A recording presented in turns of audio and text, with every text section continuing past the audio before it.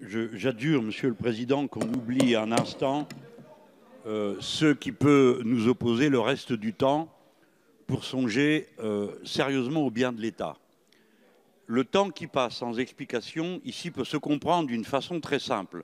La garde des Sceaux ne peut pas et ne doit pas s'exprimer sur une affaire dans laquelle la justice est en cours. De là, notre collègue Tourret tire la conclusion qu'aucune commission d'enquête n'est possible. Eh bien, lui qui est le président de la Société des Amis de l'Incorruptible, ce que tout le monde ne sait peut-être pas dans cette Assemblée, j'en profite pour lui rappeler cette fonction, doit au contraire se souvenir qu'une commission d'enquête est possible sur un sujet plus large dès lors qu'elle n'intervient pas spécifiquement sur l'affaire de M. Benalla. Par conséquent, on peut ouvrir cette commission d'enquête, ou ce que vous voulez, Président, mais qu'on fasse quelque chose qui fasse, qu'on n'aille pas dire que l'Assemblée nationale, étant informée d'un fait politique qui tourne en continu sur une chaîne d'information, car telle est notre époque, qui est à la une du principal quotidien du pays, n'a aucun pouvoir d'en discuter si peu que ce soit. Il faut donc que ce soit un autre ministre qui vienne et vous soulage du fardeau que vous portez sur vos épaules sans savoir ni pourquoi ni comment, chers collègues de la majorité, Madame, Monsieur le rapporteur. Il est temps que ça se fasse.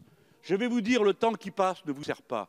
Je viens de voir sur une photo, et j'ai reconnu formellement, l'homme qui m'a donné l'ordre de me retirer ainsi que mes camarades parlementaires, à l'occasion de cette manifestation, marche silencieuse, au cours de laquelle nous avons été agressés par la Ligue de défense juive dans des conditions assez insupportables pour que le président de l'Assemblée s'en soit ému et qu'il en ait saisi toute notre plénière.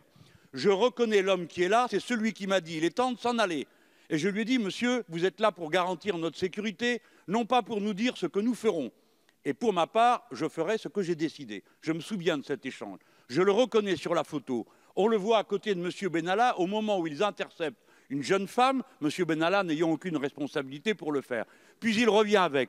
Qui est ce personnage? Combien y en a-t-il? Combien y en a-t-il de cette sorte? Voilà pourquoi il nous faut une réponse. Est-ce qu'à côté des services de sécurité de l'État, qui n'ont jamais été défaillants, il y a un groupe privé qui s'est auto-attribué le rôle de protection du chef de l'État et d'infiltration des manifestations? Ce sont des questions qui dépassent nos formations politiques. Il y va du bien de l'État et de l'autorité que l'on reconnaît à la violence et à l'autorité de la police. Comprenez-le, collègues, ça ne sert à rien de m'injurier. Ce n'est pas moi qui serai en difficulté, c'est ce que nous représentons tous. Et je vous demande d'y réfléchir. Maintenant, il faut que Collomb, Monsieur le ministre Collomb, vienne et nous dise quelque chose et nous sorte tous de l'embarras dans lequel nous sommes, à commencer par le président de l'Assemblée, les rapporteurs qui sont là, Madame la garde des Sceaux. Nous sommes dans une situation ridicule de gens qui tournent en rond depuis des heures, ne sachant que décider ni que faire.